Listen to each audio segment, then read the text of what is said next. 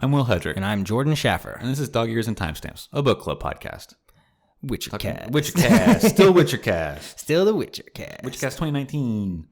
Man, although this episode will come out on the 1st. Wednesday's the 1st, isn't it? Yeah, it is. Okay, so then Witchercast 2020. Yeah, first day. Witchercast 2020. Bringing in the new year with Witcher.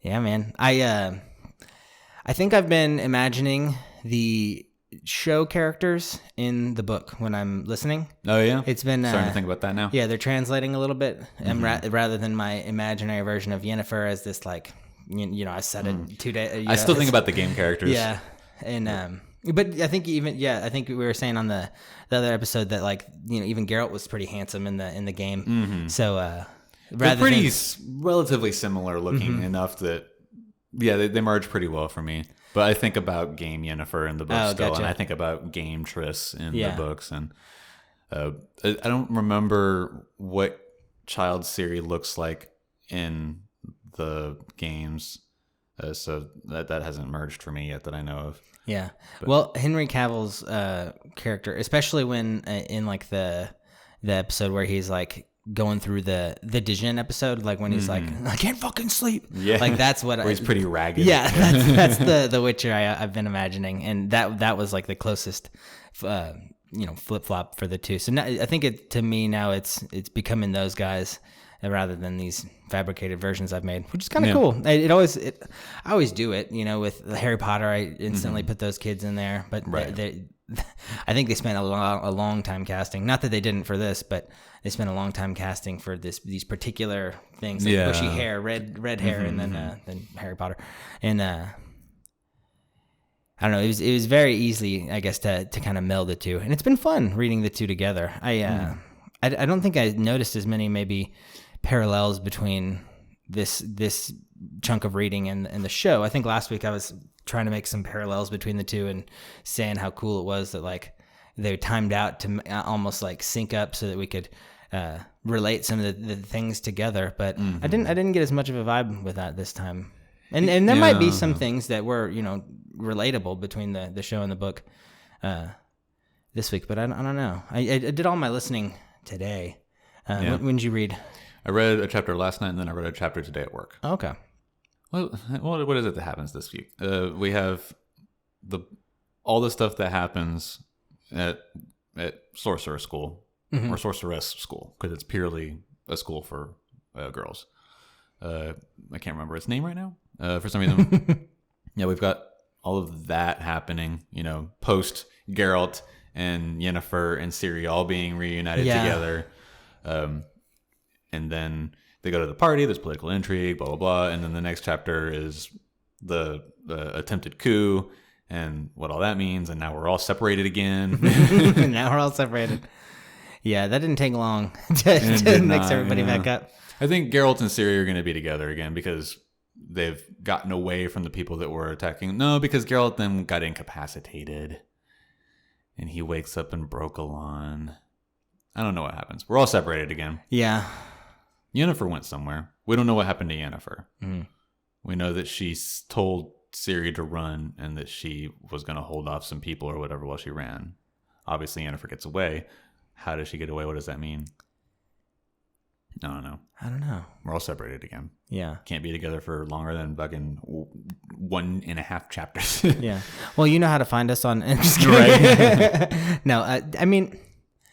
I don't know what I was really expecting. Like, I really enjoyed the little bit of political intrigue just because it felt like fun conversations with Geralt. And you got to see, like, him in a setting, because he wasn't there in a professional capacity, as he said, but I'm sure it ended up becoming definitely ended up becoming a professional type capacity. The powers that be are always interested in him for whatever reason. And one, he's legendary, but just for whatever reason, the people that are in control and moving the pieces always want him to be one of the pieces. So yeah, like he's not there for any professional reason, but and as a couple of characters say, oh, but you are. Because we need you to be here for a professional reason. Yeah. And that was just it was interesting having all like the witches come through, and there's no difference Everybody in the term, is right? basically wearing nothing. Yeah. And just like how they kept trying to like when Geralt explains sort of he sort of explains in his words how the event went, and he was just like, I've been threatened with an orgasm and with with like sitting on a porcupine, like all these different threats of like pleasure and pain and just like everything. He's just like, I've seen it all already today. Right, yeah. It's just like, damn, it's just a weird bunch. Like, I mean, obviously, it was all witches, right? Like, are they all immortal? No. Well, no, they're not immortal. They can live for an extremely long time. One of the one that's the oldest living sorcerer, they don't tell us how old he is, but then whenever Geralt's going through with, what's his name? The sorcerer who is leading the Nilfgaardian backed coup of the Brotherhood, is taking him down like the hall of history or whatever, and they're looking at the portraits of different touchstones of history and wizarding, and what was it? Oh, he talks about and that kid that is in this is you met him. He's the oldest one, and so he's what, 1,000 or something like that, like an extremely that's awesome. However old it is. Well, I guess if it was after the first, whenever the wizards first came, and we know that that's roughly like 400 years or something like that. I think they've said so. He's like 350 years old or something like that. Yeah, I don't know, but yeah, they live for an extremely long time. They're not immortal, but yeah. They've all been there a long time, and they're all still looking pretty good. Didn't he kind of look older though, like deliberately? It seems like some of the males let themselves age to a more dramatic amount than the females do, which is to allow for the wisdom. Reflective of regular life. Yeah, that was the rules in Scythe too. Scythe rules. Right. Yeah. The males would look a little older, so that when they got chosen, they didn't. It wasn't as threatening. It was a little bit more prestigious looking. You looked a little more refined, or it is always kind of distinguished. I've I guess yet to have this experience, but I would imagine it'd be kind of unsettling. Like if you went into the doctor and he or she came back and it looked like they were 14 or something, right, like immediately out of college. just like super young. Yeah, I had a surgeon one time that could not have been older than like 25. Was that weird?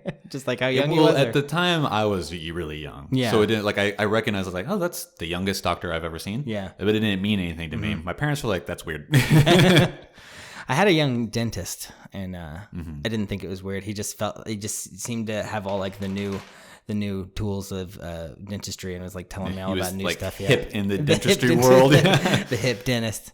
And all the old dentists were like, back in our day. Yeah, I could see that being. We had hand cranks. I could see that being difficult for even witchers, to get any respect if they, I mean, but I don't see. Generally witchers... speaking, age begets respect, right? But then also appearance and status should have some effect too, But yeah. But together they like make a nice little present, right. Or there's nice definitely like a balance appearance, of how well that works out for any individual character. For sure, it seems like the guy who's the oldest, he should look old because everyone knows he's the oldest, right? Yeah, like so it sort of fits for him. And then there's the typical stereotype that men age better than women. Like that's a very commonly told joke. Yeah, we just like get gray hair and like just somehow just end up like coming into our own as we get older, and then the beauty fades with women as the stereotype goes, or whatever. Yeah. And so of course the sorceresses try to keep themselves looking young and blah blah blah, and while the sorcerers let themselves age physically a little bit more readily, it seems like. Yeah, I always had their age kind of more of like an illusion magic, like in Game of Thrones when Melisandre like lost her gemstone or whatever, like, and how she just kind of withered into this old lady. Right. That's kind of the same idea I had in my head, that it was just an illusion, but It is magic. It makes more sense, I guess. They evidently take elixirs. Is what Yennefer kept saying during the party. It was like, but she's so much older than me, and she's got no. She's talking about whatever her name was. It's like a pretty. It's not like a weird name. Doesn't matter. The one that she really doesn't like, the first one that they talk to, and she's like got her tits hanging out or whatever. Like Geralt talks about like where he's thinking like, man, the blouse didn't even cover anything. I could literally see her nipples. And then Yennefer is talking with Triss about it, I think, or no, not Triss, but one of the other. It doesn't fucking matter. I'm getting caught up on names.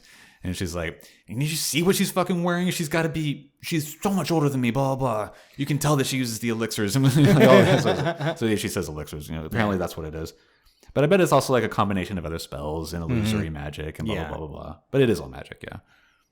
Yeah, and it's got to do something to their bodies if it makes them live longer. It doesn't matter to go into Game of Thrones mythos of like, did she live longer? Or I'm sure she did, but I guess I'm not sure that she did. I would assume, but that's just because of the witches that we're dealing with now. Right. So, Ciri, do you think that she is going to go through like witch school? Like, do you think she's going to be not now. Do you think like by the end of the series she will be trained in like being a witch? Because there was a certain point too that I feel like Geralt was being asked by the powers that be, like at the political party. I don't remember specifically who, but I know he made a joke saying that he was a powerful sorcerer, as powerful as them, and that was a deliberate joke. Yeah. But I also feel like somebody asked him like, why didn't you consider being a wizard, because it seems like he's got maybe a little bit of a gift for it. Yeah. But that was at him least among talking witchers to too. One. I can't remember. One of the sorcerers, right? The male. I think so. Maybe it was the guy, the main one that Rangovitz, I think was his name. I can't remember, but the one who is leading the Nilfgaardian backed coup of the Brotherhood. The one that he spends time talking with, walking through the halls. I think it was him. Okay. When he makes that joke about being a powerful sorcerer, he's talking to Kira Metz, who's one of my favorite characters from the games. That's the only reason I really remember her name. But yeah, there was. I didn't even think that witchers had the freedom to become like mages and sorcerers and stuff, and I'm just using the terms freely for the sake of having to not explain it to you anymore. I'm just using the terms free. All mean the same thing, unisex. But I didn't realize that was an option. So I started to think more about Ciri being able to become both a witcher and a sorcerer. Like I thought that maybe. I mean, she like you said already that the school was for all girls, but I mean, I don't know if they maybe have like a co-ed school. It doesn't matter, but I didn't realize that was an option. I guess that she could do both, and now that I know it is, I wonder if that's going to happen over the course of these next few. I think that she's going to continue to just have like just an on the road education because they keep having to run. Yeah. So, whenever she is with Geralt, she'll train in the ways that he can train her. Oh, okay, right. He might even teach her magic if we don't know. I think all that he knows are signs though, which are just he did a cool sign in the show of spells. To seal himself against the Striga. Yeah, I thought that was cool and a very cool representation of their magic because I guess I didn't realize he just did the signs, even though I remember him saying like I only do signs, but I thought that maybe it was a sign and muttering an incantation and as well as like oozing out magic. I couldn't think of a word. Right, oozing out the magic, but the way that it works in the games, you have to you make a hand sign for whatever the sign is, and you say the name of the sign, and then that's what casts the sign. Did they have it set up with the Kinect so you could live do it? That would be funny. Well, that's cool. But, okay, so it's an incantation as well. I feel like witchers can't become sorcerers, though. Huh. I feel like that was said at some point. I'm maybe I'm making that up, but from my memory, someone says witchers can't do magic. Okay, I wonder if... And that's why they can only do signs, is because it's literally, they're just, like, the different signs are just root words in the elder speech that represent the base idea of whatever it is that they're trying to do. Like, shield... mind, fire, like just like very basic incantations, not an actual like thought out spell that's complicated. Okay. And that's all they're capable of doing. And maybe that's why when he was getting asked by the witch that you were, I forgot her name already, but the one that you liked, that when she was asking like, can a witcher even conjure a 4th level illusory spell or whatever? Yeah, Kira. For the caviar that was summoned, but just the Philippa is the other one. Philippa is the one that turns into an owl and that hangs out with Dijkstra, the spy. I should have known that name. I knew her. Philippa Eilhart. Or Eilhart. I don't know. I haven't heard her name in the narration because I haven't listened to any of the. I don't have the audiobook for this one, and I don't think she was in the first one. But Philippa Eilhart, I'll say. Eilhart. She's the one that's with Dijkstra and that is on relatively good terms with everybody except for the circle now. Yeah, Dijkstra and Geralt had a fun like interaction too. I guess I keep imagining, since he's like a master of thieves or a master of whisperers or whatever. Like I imagine him to kind of maybe be an antagonist, but he keeps popping in as maybe not a protagonist necessarily, but he doesn't seem like he's ever trying to mess up the story or anything. Like, what's he definitely really cool seems like about he's this show is that there's not, or no show, show and book and game. Yeah, this universe. There we go. Is that there's not a good and evil. Right. There's just like we care about Geralt, and really that's it. Yeah. We of course do care about the other characters that we're given to varying degrees, but Geralt is the main character, and ultimately he's the only story that we identify with and want to follow and blah blah blah. But like going through the political intrigue parts, and whenever we're spending time in other people's stories, like whenever there was the Council of the Kings. And then there was a chapter where we were with the Nilfgaardian Emperor, Emran von Ares or something like that. You sort of like try to figure out, okay, well, who am I supposed to root for in this war that my characters are going to get drawn into? Right. And at first I was like, well, I'm with the Northern Kingdoms, but then the way that they've been treating the non-humans and the way that everything played out during the party and the points of views of the different factions within the sorcerers and everything, I was just like, oh, I don't root for any of these people. Like, Nilfgaard is evil in an imperialistic way because, a one world government is, generally speaking, not a great idea, coming from the perspective of an American. But they're promising to help the non-humans, which they're just using really as tools to weaken the Northern Kingdoms. But if they fulfill that promise, that's good to provide rights for another species. Yeah. Whereas because we start our story in the Northern Kingdoms and we spend time with some of these kings, like Geralt helps Foltest with the Striga and all that, blah, blah, blah. We have like an inherent siding with them because that's where we're from. Yeah. Yeah. But they're annihilating non-humans, and they're doing all this infighting and all this like kind of like shady bullshit and blah blah blah. And so it's like, well, okay, so maybe fuck them. Yeah, we shouldn't back that. Yeah. And so then I was like sort of realizing, I was like, oh, I'm not on anybody's side. I'm just on Geralt and Yennefer's side. Yeah. Do you think that maybe I already forgot the author's name. Anthony Andrzej Sapkowski. Do you think that he had that kind of in mind when he was writing the story? I'm sure that was his intention, was just like because relatively apolitical. Yeah. So I feel like even seeing the political side of everything and still, and at least even getting all the way to us being from the North, basically, because that's where we started. We're still neutral. Like we're basically like Geralt, like we're staying neutral in it because we can see how it's, it's wrong to oppress other races and how it's going to come back to bite him in the ass for sure. But like, I guess maybe what my question is more is, do you think that it was written with the intent to have us be neutral like Geralt, or maybe just with the intent of there is no real antagonist and that's sort of more realistic for this, fantasy, and that's probably why it's so relatable because it's so realistic. Yeah, I would assume that it's more that he fully intended to make it seem that it is, 50 Shades of Grey and not just black and white. porn. Oh, Yeah. sorry.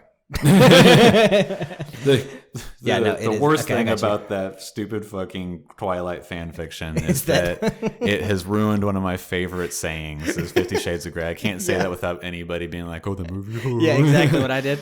Yeah.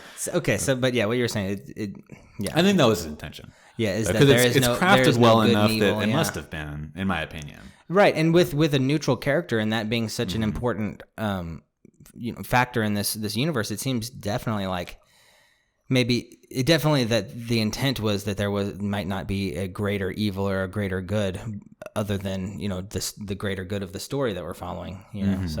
But I guess it was interesting to ask if maybe you thought he was trying to make us see it through the eyes of Geralt, and maybe that's why we're coming at it more neutral, or if he was just doing it to make it more realistic, like there is no evil, we're both just it's all about perspective, and since we're seeing through the eyes of someone with not a lack of perspective but a lack of picking sides, that was the wrong way to say that. He's got there's no willingness in him to take action. He wants to just keep with his own. Even in this last reading, he was saying like, I'll just adapt and react to the situation as it grows. Like I don't have a side in this. Like I don't have a dog in this race. Like I'm just going to react like I always do. That's just the way I do it. That seems, honestly, every time like I get in a situation where like somebody needs my help doing something, and I can just go into it like that and just react to the situation and still come out like having. For example, a friend of mine needed help dancing for his wedding, so I went over to go teach him some dance moves. But since I had done that so much, like I don't need to sit down and come up with like a playbook of things to do. I could just show up and then have it and react to the situation and have it work out. So that's honestly in my mind the ideal. if I have all my tools on my belt already, metaphorically, that I should be able to do whatever job I'm given. And I feel like that's kind of the way he always acts, in just his life. And it's very, I guess maybe envious in a way, but just cool above all that he has this life that he can react to with his knowledge and skills. And, that's just how he lives. It seems kind of ideal because he's always got some sort of answer. He's never completely befuddled. Like, I don't know how to do this, or at least I don't have a plan. Like the most crazy I can think of is when he couldn't sleep and he still had a plan. I'll just fucking wish to go to sleep. I'll just go get a genie. Fuck it. I love that logic. I'll just go find a genie. I know, right? I've heard of one in this lake, so I'm just gonna go get it. But I don't know. I guess I necessarily know where I was headed with that, but just thinking about the story. And, I mean, with as relatively little as has happened, what else can you do? But just kind of like, reflect on themes. I'm not sure where we're going. The next thing, because now we're all separated again. Yeah. I don't know where Ciri ends up. And doesn't one of the mages have like a odd interest in Ciri? But everybody does. Yeah, so everybody does. Everybody knows who she is and what she means. Yeah, it didn't help at all that Geralt was trying exactly. trying to muddy the waters for her identity. It's like, no, we know. Right. Because all we know is that Geralt gets incapacitated, and we know that he wakes up in Brooklyn Forest. Yeah. We don't know what happened to Yennefer, and we don't know what happened to Cirilla. So either Cirilla is on the run for a little bit before running into somebody, or Yennefer pretty immediately finds her. I would think something like that. Because the other major characters that we're dealing with are also incapacitated. Like, I thought maybe Dijkstra would pick her up, but he's got a lot of other things he's got to deal with, including a broken leg. I'd kind of like Dandelion to end up with her for a little bit. Like, for a chapter. That'd be kind of fun. Like, if they bump into each other, or if he sees her and he's like, oh, I know where we're going. Like, I've been wandering these roads for quite some time. Like, I can, that'd be possibly. Yeah. I liked their one interaction we had last week, at least, where he called her out for faking the feint between Yennefer and Geralt. And it'd be kind of fun to have them two, at least. Maybe it'd be a little bit more unexpected, because usually she's always with Geralt or Yennefer, so it'd be kind of funny in my head, I guess, to have her forced to be in Dandelion's company. But maybe she's pretty helpful gets too. her. I think Triss might get her. Yeah, and then it builds because Triss the is the one triangle. that rescues Geralt and gets him out of there. He gets taken. I assume that Triss takes him to Brokilon Forest so that he can be healed in peace and hidden in a place where, one, he's welcome, and two, no one else can go. Yeah. There were a few times in this fight too that it was like, luckily Geralt did this, otherwise he would have died. Right. I was like, wow, okay. So, and Triss knows that Ciri is separated, so maybe she goes after her. I think that makes the most sense. I don't know. Obviously, we'll find out. But yeah, we've only got the 3 chapters left now, and I don't know how this book ends. it'll probably, I don't know how it'll end. I was about to just guess war how the has next started. chapter. Yeah. I assume next time we get Geralt, he'll be hunting another monster. That's always how we end up getting him again after he goes through exactly, through a time jump. It's always like he's fighting something to go find Ciri or whatever. Right. Yeah. Do you think so? Obviously, it was kind of significant that him and Yennefer said "I love you" to each other. I thought it was, at least. I don't know. Yeah. I don't know how that'll play out later in the show. Like, I don't think that he'll just like I don't think he'll just have another moment with Triss, because I know him and Triss had a bit of a thing together, but I think it was more. He wasn't tricked, I don't think. Right. It was just kind of for some reason in her dialogue, she says that she seduced him. Okay, so it could have been like, what does that mean? Did she smoke. use some sort of magical implementation, or because is she just that sexy on her own? Yeah, because I mean, we did get a little bit of insight into Witchers and sorcerers' interactions together, in the fact that, like, at this party, everyone was saying, why are they together? Like, does she have him under a spell? And then somebody else was like, well, Witchers can't be held under a spell, at least not for long, so, right, so, I mean, she could have gotten him. Triss could have, seduced him maybe magically, and that could have been maybe why it wasn't for very long. But also Geralt said to her, like, I don't regret what we did. I think that's what he said. Something like that. Like, I don't regret it. I feel like maybe it was something like, I'm not trying to forget it, or like, you're still important to me, I think was the point. Yeah. Like, I may not love you, but you're important to me, I think was the message. Like that, yeah. He said it better. He's good with words. He uses a lot of them. I use a lot of them, but I'm not as good. Words. I use a lot of them. I use a lot. Dandelion. I was just thinking that too. I like in the reading when they start singing a song, like the audiobook narrator has to kind of sing it sort of like a minstrel. Oh, yeah. And I'm waiting for the I doubt we'll get it, but the Witcher song that they're singing in the show. Oh yeah, that's the coin to your Witcher. Yeah, it's like all over the internet. It gets stuck in my head, dude. About the show. Yeah, people are like, this is like the most catchy song ever. And I think maybe it was Polygon or somebody did an article saying, hey, that super fucking catchy song from The Witcher? Turns out it's catchy in every language that it's been aired in. That's awesome. And there was like, audio clips of the song in the different languages that it's airing. They have it in like 5 other languages I just saw today, which is awesome. It makes perfect sense. Obviously, it came from a non-English speaking. Right, well, I mean, they speak English, but I assume they speak English. But man, I'm looking forward to reading more. I definitely, I know I said it in the Monday episode, but I've been re-listening to The Last Wish, and yeah, and it's been really cool. I mean, I was re-listening to it just to try and get the fine details so that I could honestly, say, like, this was different than the show. But we talked about it a couple days ago, and I need to get my head out of that mindset and just go back for the details for myself, not for the difference between the show. And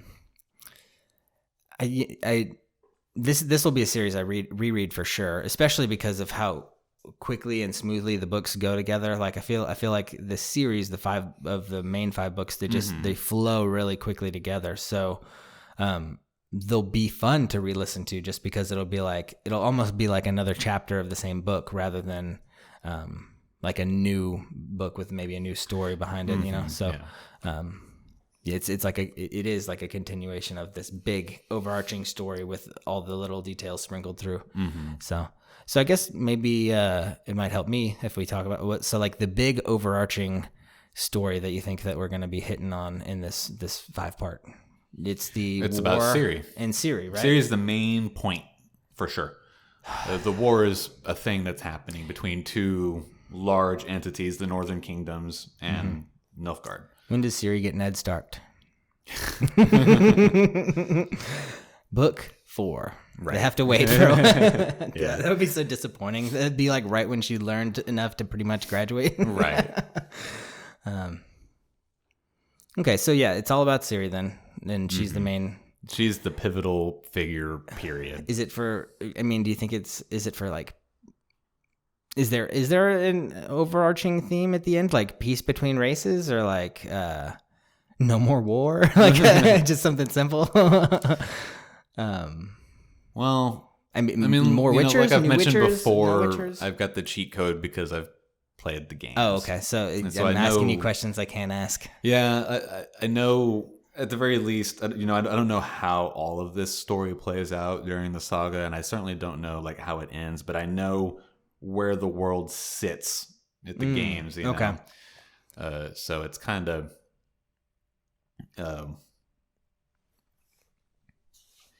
difficult to say kind of what does and doesn't matter. Yeah. I wonder if he was writing with intentions to come back to it. If he left the world in a place that could sit, and then they hopped on with games for a continuation of the story, I wonder if he was like, "Oh man, I was gonna write whatever. You guys got it." You know, like, and that could have been why it was possibly a little sour in the beginning. But because I mean, if he writes it, I would like there to be some sort of conclusion. So hopefully the war ends, by the end of the series, and then we can just get a new war or a new issue by the games, by the start of the games. But so in the show, they had the Queen Calanthe and her daughter, Ciri's mom. What was her? Pavetta. There it is. Pavetta, yeah. Did you think they were attractive? I hate to be mean, but I didn't find the mom very attractive for some reason. But I thought she looked exactly like the daughter. Yeah. Sorry, not that Calanthe. Lady Calanthe, I thought was more attractive than the both of them. But I thought that the blonde, Calanthe's got kids going on. Yeah. I thought that the Pavetta was very unique. Yeah, it just had a bunch of like sharp, kind of harsh features that maybe weren't welcoming, which is right. Mean, just maybe not to your taste. Yeah, so she's definitely very unique looking. Right. Yeah, and I think Ciri's cute. I mean, obviously she's a little girl, and she's being portrayed as a child. She's a cute kid. Yeah. She's still So but yeah, Calanthe definitely had it going on. I thought. Yeah, I was way into Calanthe. Yeah, I did. I was too. I also just liked her attitude. She's just like, "Fuck all you people." Yeah, I'm hoping a little bit of that goes into. I mean, yeah, I guess it does bleed down into Ciri, doesn't it? Her attitude. Yeah. Not. Well, she definitely spent the majority of her life with Calanthe being her main parental figure because her parents died when she was relatively young. And so, she was then mostly raised by Calanthe and so then had that sort of attitude. Which is a good attitude, I would say. It's good for self-sufficiency, that's for sure. Yeah, and I feel like that's what Geralt and Yennefer are teaching her in a roundabout way, self-sufficiency. Right. Yeah. What do you think she'll pick if everybody on the planet died except for her? Like, do you think she would be a witcher, or do you think she'd go around being a sorcerer? It's Cyril. Because Geralt makes the joke about being a witcher, and even if there weren't anybody to pay him for the monsters that he was taking out. I figure she would just learn whatever it was that interested her. Because, I mean, really, if you're the only person left, then... Just kill yourself. I'm kidding. Right, yeah. If you're the only person left, then who defines what thing you do? The conventions of society no longer exist because no longer exists society. Yeah, so Geralt defining the thing he did was I guess he liked being a Witcher, or maybe it just defines him so he just has inherently. He has no other way. Yeah, and I guess Ciri has more than that. She's not. I mean, at this point, she's got ambitions. Yeah, and she's not really a Witcher yet, but she's a junior Witcher, been trained. Right? Yeah, that'd be cool. Get like junior status in Witcher. not a full Witcher, but I've been trained. I've been trained for a year in Witcher arts. Yeah, I didn't graduate, but right. I know some Witcher jujitsu. That's what they do, right? Yeah, that's exactly to fight monsters. Yeah, that would be. I feel like that'd be so dumb to try and like chokehold a giant monster. Right. It might work, but it's not. I don't think they'd teach him monster jujitsu. Right. Probably not. In the game, does he like know their pressure points and stuff, like their weaknesses, and like the game? It'll tell you like shoot for their eyeballs. Researching monsters and what you have to do to fight them effectively. Oh, that sounds fun. I haven't played it yet, so it's a lot of stuff. Is it? It's a lot of fun though too. I think it's really fun. Cool. Ace said he read your review on The Witcher. Actually, he said he was looking at the games on Steam, and he was like, "One of your friends has reviewed it," and he was like, "And it was you." No memory of that. Ace said that your review was something like, there are many monsters to kill, and I've I've enjoyed killing all of them, and I'll kill everyone more, or something like that. Just like there's some. What did I say? Something about monster hunting, how you were going to take out all the monsters, and I didn't go confirm it or whatever. So who knows how good? I'm going to open Ace's up Steam, and I'm going to find out. What did I say? That's funny. There's definitely been times where I've reviewed things on Steam because I had to do a review to then progress on some other thing. Like Steam always has like the winter sale and the summer sale, and tied to those are events that you can progress in to gain things like discounts and blah, blah, blah. Yeah, in-item games. One of the requirements often is review a game that you've played for however many hours, blah, blah, blah. So I'm sure that's what it was, because generally speaking, I don't like to review things. I don't... I just don't want to take the time to do that. Right. Yeah. I mean, unless you're like a game critic or something, but right. I mean, you haven't forgotten, so you just reviewed this game on November 21st, 2018. Not even that long ago. Jesus Christ. This was when I had 30.4 hours on record. No, 26 hours at review time. Okay. I've got a total of 30 and a half hours overall. At the time of this review, I had 26 hours. So probably like at the peak of your game playing, like right as it was starting to peter out. Yeah, I think I was getting really into the idea of like hunting the monsters and all that. This is the review. There is so much to do. Stop. I have killed a lot of monsters. Stop. I'm going to go kill a lot more monsters. Stop. Okay, so I was wrong, but it had the theme of there's lots of monsters and I'm going to keep killing them. Right. That's funny. That's a good review. I was definitely going for the general theme of Steam reviews being mildly facetious and funny. There's rarely any serious reviews on Steam. It's mostly people like making reviews through jokes. To do the like same that. thing you were just saying. Yeah. Another common thing that people do is like, I don't know why I can't stop playing this game. It's ruining my life, or something like that. It's like, but you keep playing it, so it's obviously good. You know, it's just. But that's the review. Nothing about the game. Right, it's just it's so good that I can't stop, and it's ruining everything. That's the kind of prose that Twitter has forced us to become proficient in. Oh, Twitter. Witcher Twitter. Witcher Twitter. Twitcher.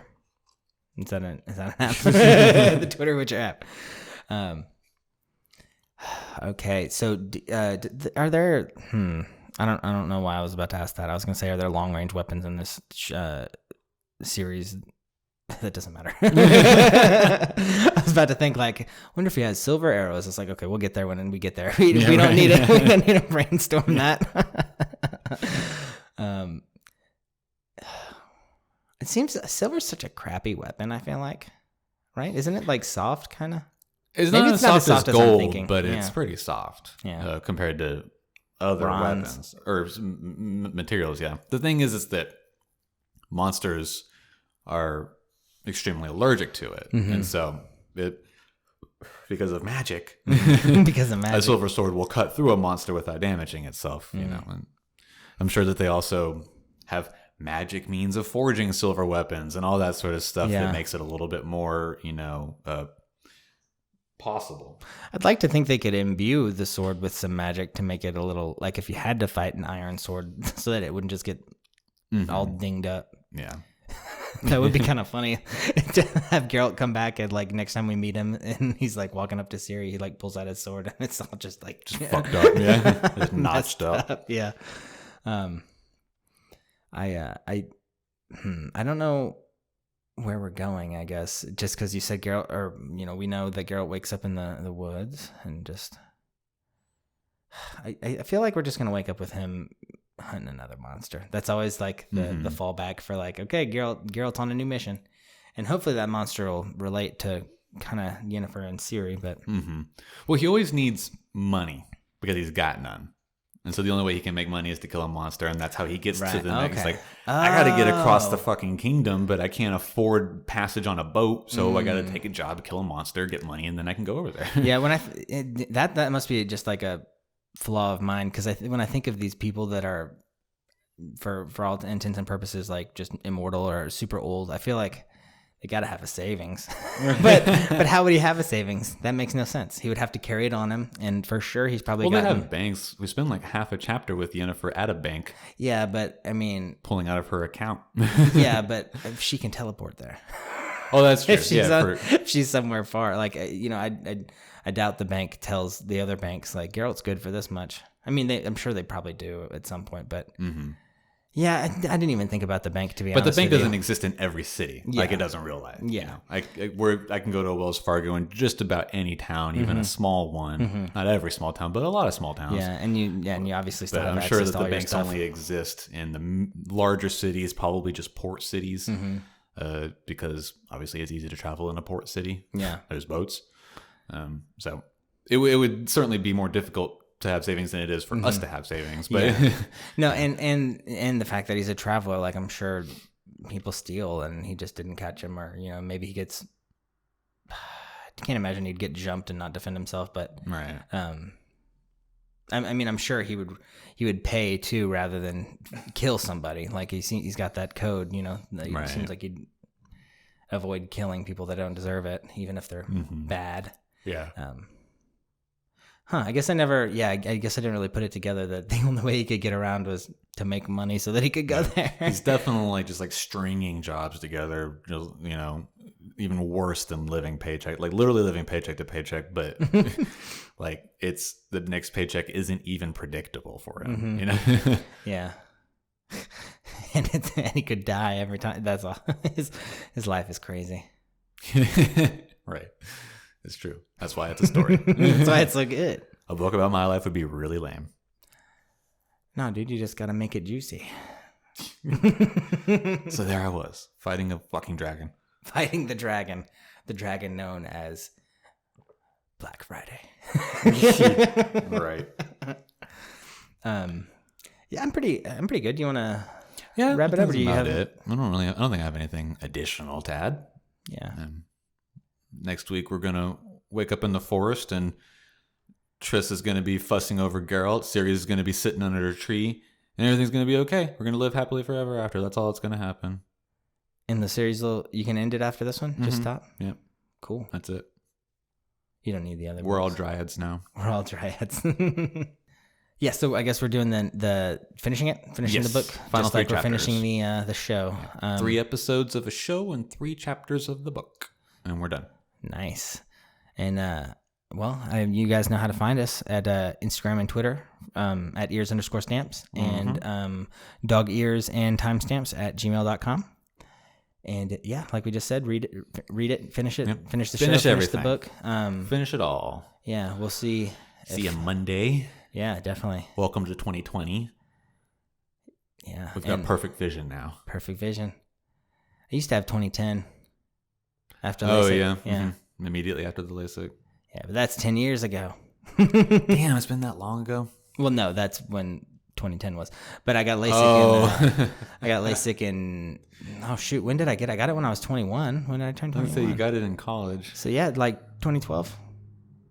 So when 7 the years. world ended. I've had it for a lot. Oh yeah, the second time the world ended in our lifetimes. Yeah, I know. Y2K, and then. I know. Spoiler alert: the world never ends. Humanity is insignificant. Yeah, the whole thing about the sun, it's not gonna blow up. What was that planet that was supposed to collide into us? I apparently didn't know about it. Rebo or something like that. There was some like rogue planet that's just like flying through this fucking universe in a absolutely ridiculous pattern, and people were like, "It's gonna fucking crash into Earth." And we have no science to get rid of it either. I seem to remember hearing on Rogan that like Neil deGrasse Tyson was like, we have it in theory how we would get rid of it, but we just don't have the technology. Right. I was like, oh, well, so we're still fucked. But well, in theory, I would have a giant crane bigger than the sun that hangs from the sun. The theory was, I think that you bounce something off of it and that just changes the trajectory like a degree, you know? And because a degree in space is a billion miles. Yeah, especially over distance, you know, it'll be even further and further. But so you guys know how to find us, just said, and finish the book and finish the show, and I'll catch y'all later. Yeah. Hope y'all had a good New Year's Eve. Yeah, Happy New Year. I think I'm gonna go down to Buda and play board games with Kenneth. Nice. Speaking of Kenneth, we'll see if we can't convince him to do the show. Yeah, we might have him on for the final episode of the Netflix coverage. Yeah, because he's watching it, and he hasn't read the books or played the game, so that'll be a unique kind of take on everything. Perspective that we don't have. Yeah, which he tends to have a bit of a perspective coming in like that, which is always fun. So we felt very differently about Star Wars, which we went and saw Saturday. Really, I didn't go see it. So I wouldn't bother. Did you watch The Mandalorian? No, I don't have a Disney Plus account, and I don't care to. Okay, well, I have one if you want to use mine. I was interested, but this is me complaining about Star Wars for a couple minutes. I was mildly interested in The Mandalorian because it's its own thing. It's a Western, effectively. It doesn't necessarily have anything to do with the core series, and I've been sick of the core series for a little bit now. And then right before it started airing, they put the last trailer out and premiered it during a Monday Night Football game. And what they used for the trailer was there's a scene in a cantina, I assume in the first episode, where he gets into a fight, which is basically just like a fucking nostalgia machine of, hey, remember when there was a fight in the cantina in Star Wars? That's what I was thinking. And to me, and that in and of itself is fine. If you want to make a callback to your source material, do so. Cool.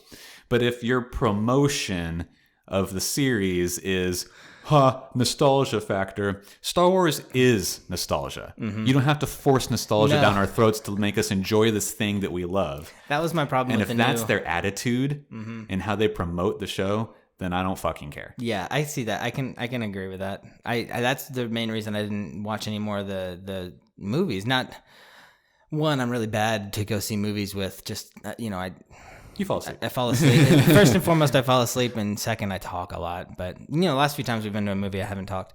We were at the Alamo. Yeah, you could have been kicked out. Yeah. But so it's usually just at home. But go to Alamo Draft Houses if you have one in your city. Oh yeah, they're great. They kick people out. It's awesome. Brought to you by Alamo. Right. Yeah. I wish.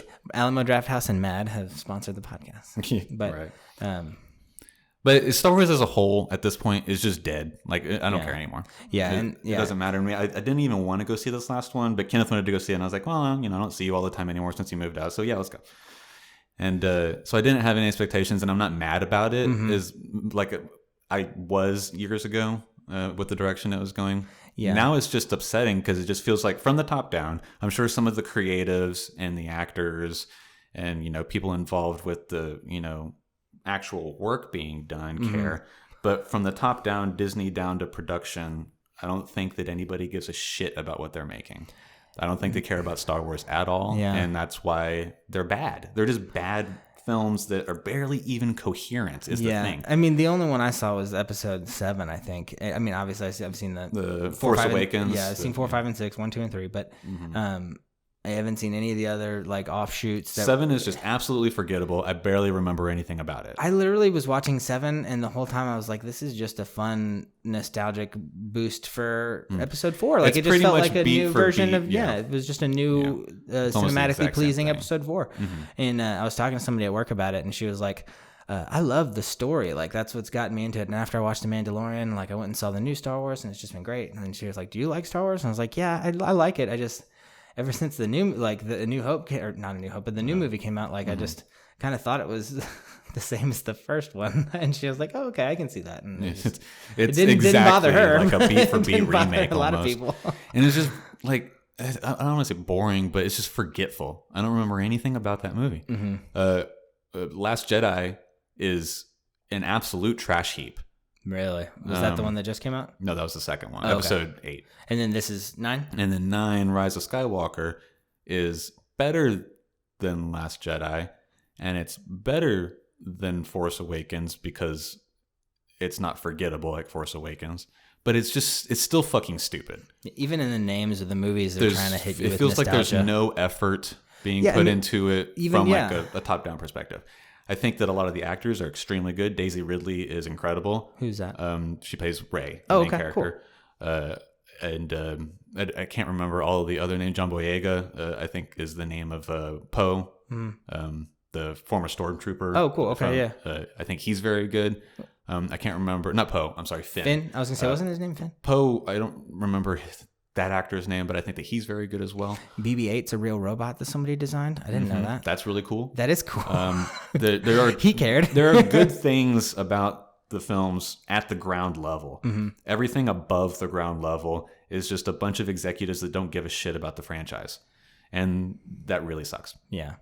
It comes through so apparently to me. Anyways. I mean, literally, yeah. As you were saying the names of the titles of the movies, I was like, "Oh, I see where they got that," because it's just they can't get out from under the heel of the original trilogy. It's a cut and paste of the original They're so trilogy. afraid to do anything. And that's obvious. Yeah, I mean, I didn't even go see the other two, so it's just upsetting. But Star Wars is dead. It's just because we remember the originals. Maybe if we hadn't seen them.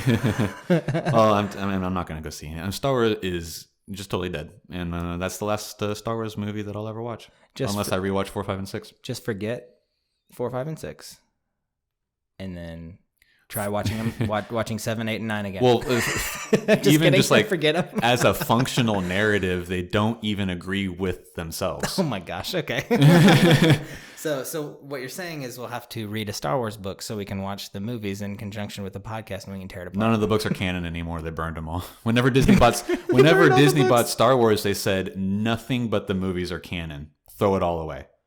Fucking jerks. Yeah. That's so stupid. Nothing that there's like only the movies are canon. Only Clone Wars, the animated series, is canon. Oh, okay. That's kind of cool. Only there's another Star Wars show that was inherited as canon. None of the games are canon. One of like none of the books are canon. One of the rogue battle ones, the ones that weren't about the Jedi. Rebels. Star Wars Rebels is canon. So it's just the movies, Clone Wars, and Rebels. Those are the only things that were canon. Wow. Once Disney bought the rights to Star Wars, Disney they threw everything else. They were out. just like, we're not going to deal with people saying it's different than the books. We're just saying the books don't matter. Yeah, exactly. That's so funny because kills our podcast. And then recently, some executive was quoted as saying, "Well, it's hard to come up with." What we're gonna do because there's no source material. There was. I was like, bitch.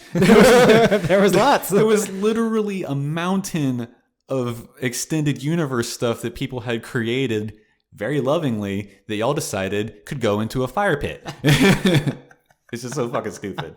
It's the worst. It's not the worst thing. It's just really upsetting to look at everything and see what it is that's happening with that. Yeah, and Disney's just going to continue to do that kind of stuff with everything because now they own everything and they're going to continue to buy out the last standout companies that own media, like Sony. I think Sony's the only other one standing at this point. Use promo code ATS for Disney Plus 10% off. Just kidding. Right. Wouldn't that be cool? Yeah, I'd take them. Pay our tribute to the mouse. Pay tribute to the mouse. Anyways. Yeah. So finish the books. You know how to find us. Ears_stamps on Twitter and Instagram, and then dogearsandtimestamps@gmail.com. And just stay involved. Hit us up. Let us know what you think about Star Wars. Yeah, right. I'm sure everybody's going to really agree and love my opinion. I agree and love your opinion. Anyways, I'm Will Hedrick. I'm Jordan Schaffer. This is Dog Ears and Timestamps. Go Texans, go Pats, go Packers.